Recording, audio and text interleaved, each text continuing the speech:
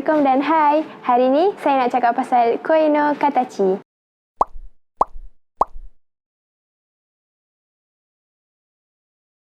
Maksud Koi no Katachi ni adalah a silent voice. Dia kisah ni pasal seorang lelaki yang membuli seorang perempuan yang pekak. Dia rasa perempuan tu adalah lain daripada dia. So, dia layak untuk buli.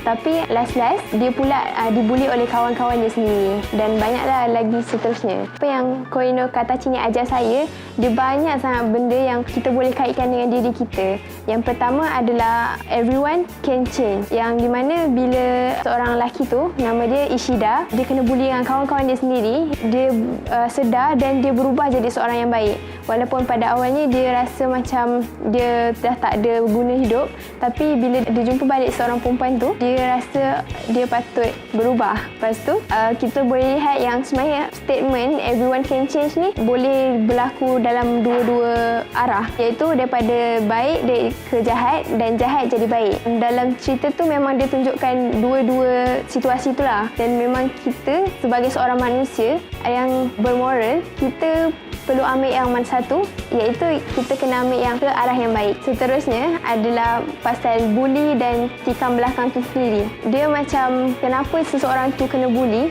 sebab dia rasa dia adalah superior ataupun lebih hebat daripada orang lain. Tapi sebagai kita yang melihat bully tu depan mata kita sendiri, kita kena ambil inisiatif sendiri untuk bantu. Bantu siapa? Bantu dua-dua, iaitu pembuli dan mangsa tu sendiri. Sebab kita tak tahu kenapa pembuli tu dia membuli seseorang. Maybe sebab dia perlukan attention ataupun dia perlukan kasih sayang sebab kat rumah dia punya hidup tunggang langgang. Seterusnya, yang terakhir adalah pasal bila kita tengok seseorang tu dan kita perlulah berfikir yang bukan semua layak dihukum, tapi semua layak dibantu.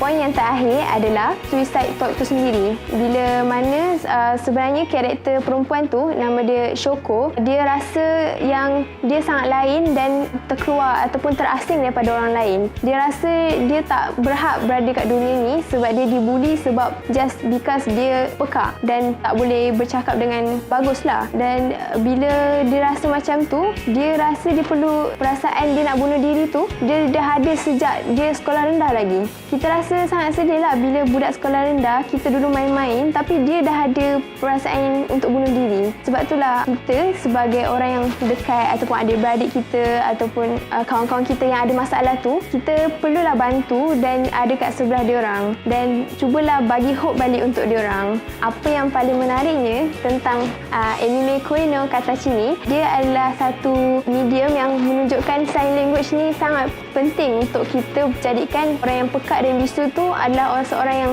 boleh hidup normal. Sebab itulah saya sekarang tengah belajar sign language tapi dari YouTube je lah. Sebab saya dan kita semua boleh berkomunikasi dengan orang lain secara normal dan dia boleh faham kita, kita pun boleh faham dia. Anime ni sangat recommended sebab dia paling dekat dengan kita sebagai seorang pelajar sendiri ataupun bekas pelajar, sebab kita masih remaja dan masih boleh membesar, mengubah diri sendiri kan. Dan kita masih ada semangat ataupun tenaga. Itu je daripada saya. Terima kasih. Assalamualaikum.